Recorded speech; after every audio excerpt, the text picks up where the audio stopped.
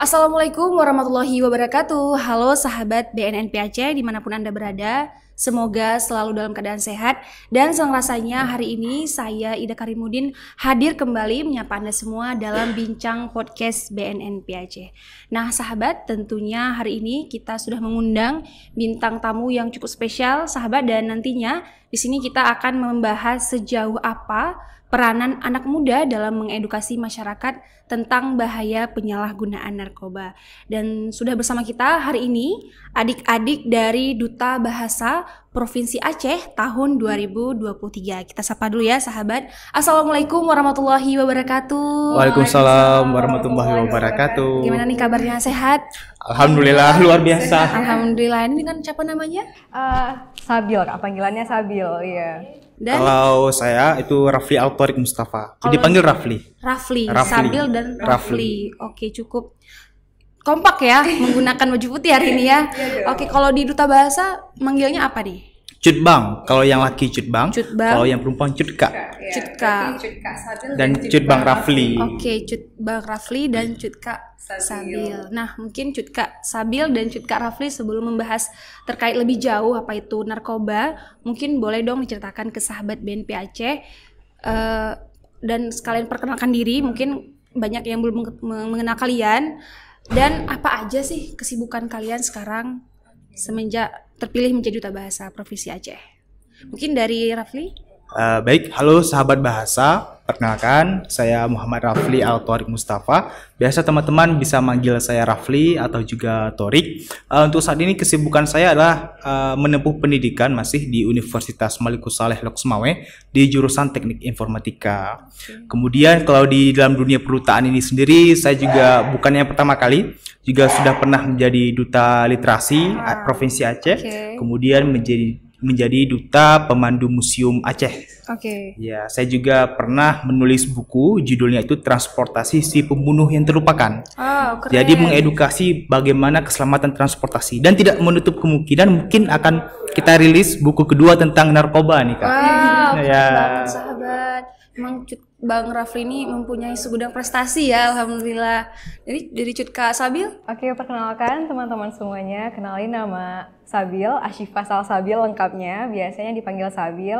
Saat ini menjabat sebagai Duta Bahasa Provinsi Aceh tahun 2023. Alhamdulillah Sabil sudah menyelesaikan pendidikan di Politeknik Loksmawe jurusan Teknik Kimia, program studi Teknologi Pengolahan Minyak dan Gas. Jadi udah lulus nih ceritanya nih.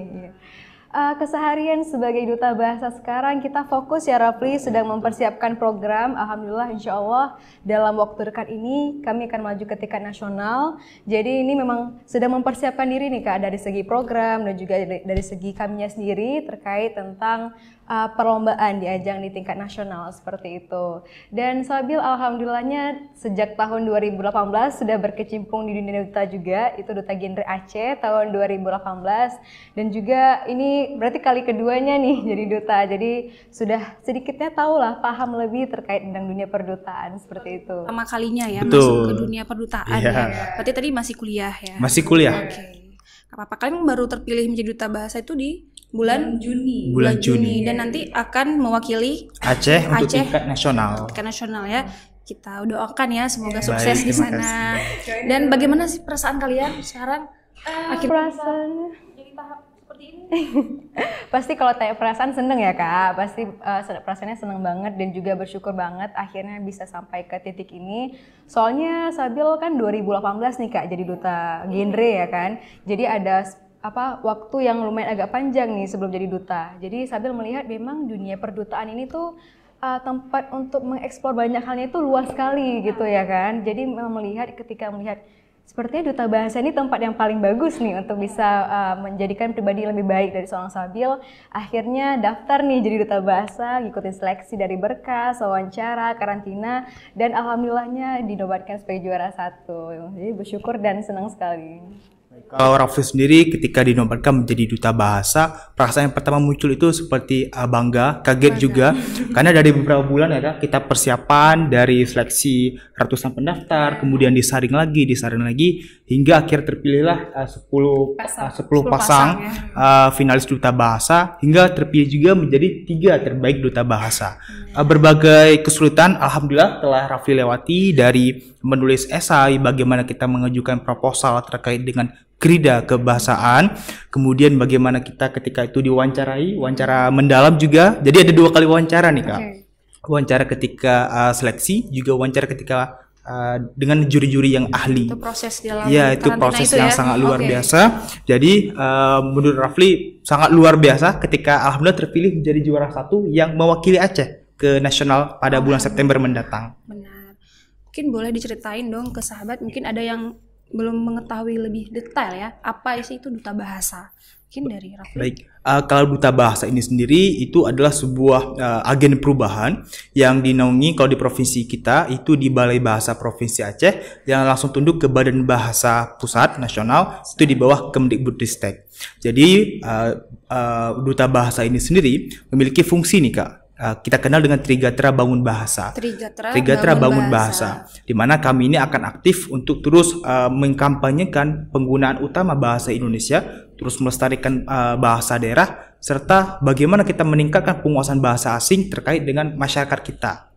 Oke, berarti ini memang menjadi wadah ya bagi anak muda di luar sana untuk mengedukasi bahasa dan sastra budaya di Aceh, karena kita tak ketahui dengan era sekarang ya, banyak anak muda itu kian pudar, udah lupa tentang apa itu budaya yang ada di Aceh gitu ya. Oke, ini berbicara tentang anak muda ya, kita langsung aja ke tentang narkoba nih. Bagaimana mungkin menurut Sabil ya tentang Aceh yang kita ketahui juga salah satu pintu masuknya narkoba tertinggi ya di Aceh ya. Bagaimana menurut Sabil? Kalau menurut Sabil sih memang rata-rata pengguna narkoba yang marak sekarang lagi isu hangatnya adalah para generasi muda nih, sangat disayangkan adalah seperti itu ya kan. Nah seharusnya memang kita sebagai generasi muda harusnya lebih aktif, lebih proaktif terhadap perubahan-perubahan terjadi, bukan ke arah yang positif, bukan ke arah yang lebih negatif seperti itu. Memang di dunia sosial media seperti sekarang, dunia global seperti sekarang itu informasi kan lebih cepat nih Kak didapatnya ya kan. Mungkin informasi positif cepat, negatif juga mungkin lebih cepat lagi gitu ya kan. Jadi sangat disayangkan sekali ya generasi muda saat ini, kita melihat mereka sudah terpapar informasi-informasi yang seharusnya tidak terpapar oleh mereka, salah satunya adalah narkoba seperti itu.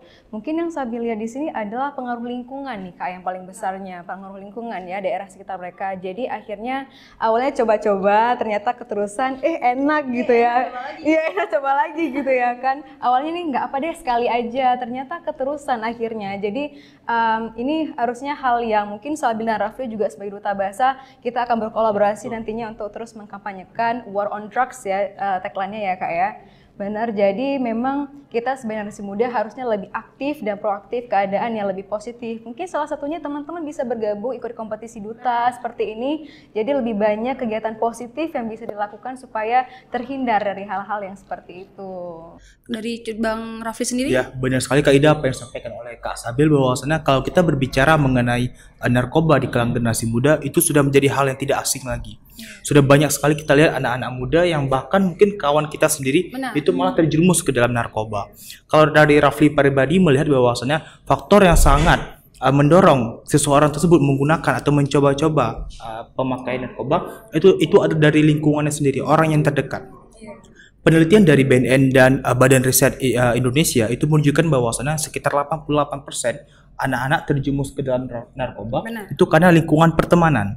Kalau kita katakan anak-anak tersebut dekat dengan keluarga, itu menurut Rafli tidak begitu benar pada saat ini. Karena kalau kita lihat kawan-kawan di remaja ini, mereka justru banyak menghabiskan waktu itu dengan teman-teman yang ada di luar. Ketika mereka berkuliah, kemudian mereka pulang kuliah, mereka nongkrong di kafe, mereka pulang ke rumah hanya ketika mereka tidur. Jadi banyak sekali faktor-faktor atau yang mempengaruhi mereka itu dari lingkungan pertemanan. Jadi menurut Rafli sangat penting sekali adanya program tutor sebaya.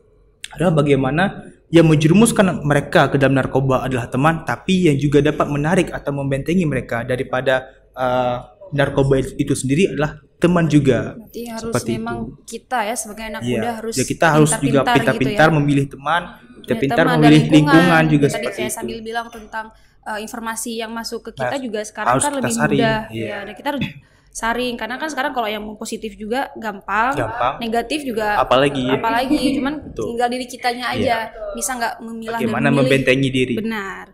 Dan seperti yang kita ketahui, anak muda ini adalah agent of change atau agen perubahan, dan untuk majunya sebuah daerah gitu ya. Menurut kalian sendiri nih, kalau kalian sebagai duta bahasa, ada nggak sih program terkait narkoba yang kalian canangkan ke depan untuk anak muda agar mereka terhindar dari penyalahgunaan narkoba? Pastinya ada ya, nanti kita akan berkolaborasi juga mungkin dengan BNN PAC seperti itu, karena kedepannya banyak nih Kak kegiatan duta bahasa. Jadi nanti kita mungkin dalam waktu dekat ya, insya Allah kita bakal merealisasikan beberapa program dari Balai, yaitu ada kampanye juga, ada kamus masuk ke sekolah gitu, ada beberapa kegiatan, dan juga ada niaga bahasa niaga bahasa. Jadi mungkin kegiatan kampanye akan kita lakukan di ruang publik seperti itu Kak. Mungkin kita bisa membuat seperti kegiatan atau poster terkait penyalahgunaan narkoba yang harusnya dihindari oleh para teman-teman seperti ini. Jadi harapannya memang untuk saat ini kampanye sangat dibutuhkan, dan juga kita akan mengkampanyekan di media sosial. Mungkin itu lebih efektif juga ya, karena memang semuanya pasti sekarang serba di digital seperti itu. Jadi harapannya ke depannya dengan media digital seperti ini yang sudah sangat canggih, itu sangat memudahkan kita berdua ya, dan juga duta-duta lainnya untuk mengkampanyekan untuk war on drugs seperti itu. Kalau Rafli sendiri melihat bahwasannya kalau anak muda yang terjerumus ke dalam penyalahgunaan narkoba itu lantaran mereka kurangnya pembentukan pendidikan karakter mereka. Pendidikan karakter mereka. Mereka kebanyakan tidak mengenal jati diri mereka itu siapa. Mereka ingin show off atau ingin menunjukkan eksistensi keberadaan mereka. Dengan cara apa? Mereka menggunakan narkoba, masuk ke dalam perkumpulan yang pengaruhnya negatif seperti itu. Nah, Kak Ida, Rafli lihat bahwasanya di Kabupaten Aceh Tamiang sendiri ada salah satu organisasi namanya Sekolah Inspirasi. Sekolah Inspirasi. Ya, Sekolah Inspirasi ini juga sudah bekerja sama dengan BNN Kabupaten Aceh Tamiang. Jadi mereka ini tujuan adalah sebagai wadah pembentukan karakter remaja. Dan Rafli melihat bahwasanya wadah ini sendiri sangat bagus, di mana sebagai langkah preventif di dalam menanggulangi atau mencegah penyalahgunaan narkoba dengan cara apa? Membentengi karakter remaja. Dan kami jadi duta bahasa rencananya akan mencoba masuk ke dalam organisasi tersebut.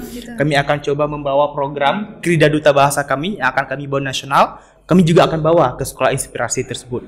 Jadi secara tidak langsung dapat kita katakan bahwasanya duta bahasa juga berpengaruh nih Kak terkait dengan membentengi penyalahgunaan narkoba untuk anak-anak muda. Keren banget ya. Kita harapkan semoga anak muda di luar sana dengan cara kita seperti ini memberikan mereka ilmu ya, agar kita semua terhindar dari penyalahgunaan narkoba. Nah, seperti tadi Bang Rafli bilang tentang sebenarnya ketahanan keluarga itu penting ya Bang ya. Mungkin menurut kalian support system yang terbaik seperti apa gitu untuk anak muda di luar sana?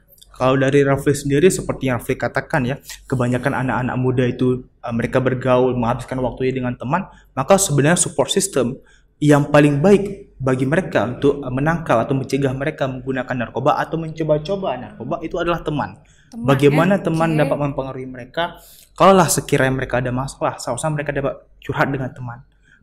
Kalaulah mereka menemukan sesuatu atau penasaran terkait dengan barang haram ini, sebagai teman kita bisa mengingatkan bahwa sana itu bukan hal yang baik. Kalau temannya buruk, ikut buruk. Nah, seperti itu, itulah pentingnya bagaimana kita dapat memilih teman dengan cara apa? Pendidikan karakter. Pendidikan karakter. Mungkin dari Kak Sabil? Oh, dari Sabil pribadi sih support system ya, itu sepertinya jawabannya adalah diri sendiri sih Kak, gitu ya. Jadi memang ya diri sendiri.